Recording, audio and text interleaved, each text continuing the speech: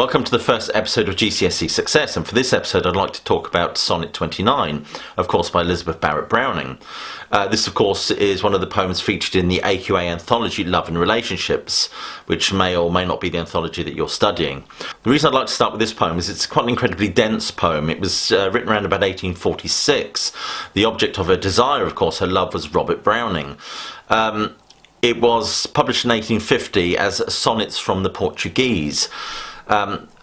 These poems are quite erotic and quite powerful in their nature, really, and I suppose they felt that they went beyond the sort of paradigms of what was considered decorous, respectable and restraint for the era. So they call them sonnets from the Portuguese because they presented them as if they were translations. They could get away with perhaps being a little bit more racy.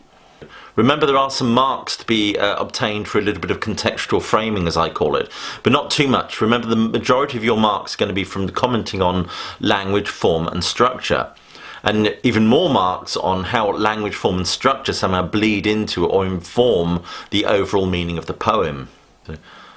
With this poem, we're presented, of course, with a sonnet, and more specifically a Petrarchan sonnet, as opposed to the Shakespearean or English sonnet. You can usually recognise a Shakespearean or English sonnet because it ends with a rhyming couplet. Remember, the structure of a Petrarchan sonnet is you usually get the octave, which is the 8 lines, and the sestet, which is the 6 lines.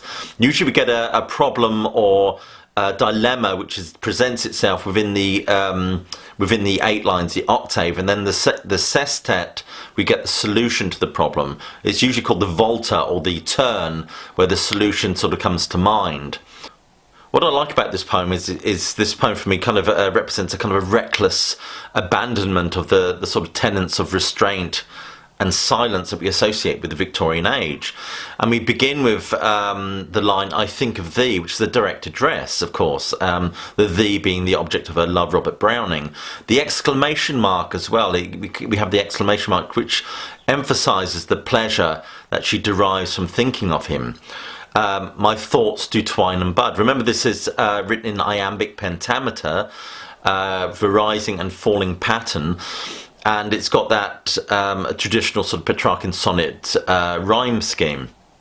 Now we get that first line, "I think of thee, my thoughts do twine and bud," which kind of introduces to us the idea of a very fecund and fertile nature, which is quite erotic in itself, but it also forms the basis of an extended metaphor that runs throughout this poem.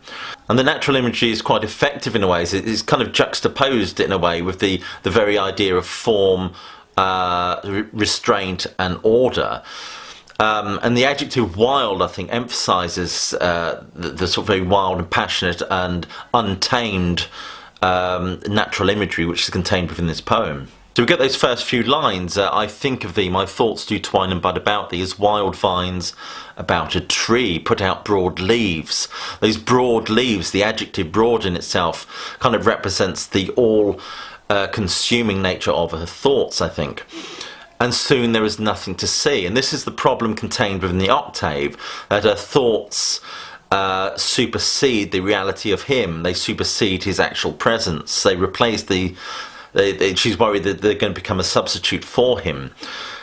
"Except the straggling green which hides," with the straggling green, of course, are the vines themselves. And the adjective straggling here sort of emphasises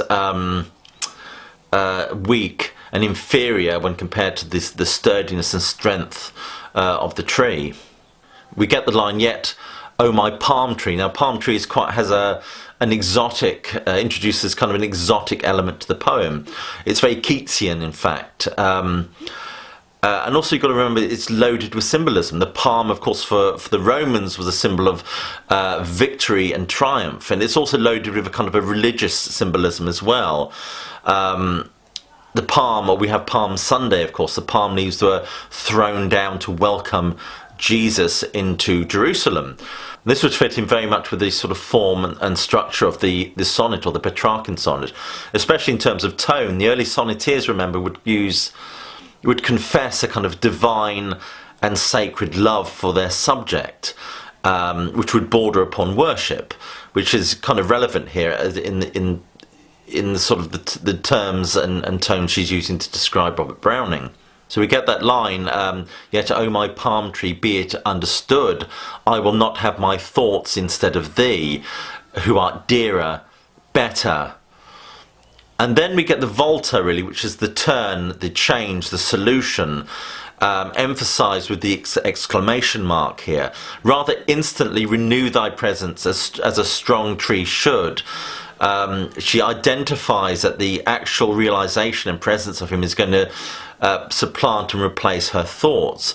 And it's interesting that she comes to that conclusion in the 7th line. So structurally, you could argue that the fact that she reaches that conclusion then, rather in the sestet, emphasises her impatience to be with him. So we get that line, renew thy presence as a strong tree should, rustle thy boughs and set thy trunk all bare, which has kind of erotic undercurrents to it straight away, doesn't it? But also renew, rustle, this emphasis on sound, her impatience, the alliteration, the sibilant, the repetition of the sibilant S, as a strong tree should rustle presence. That sibilant S is like the rustling of leaves.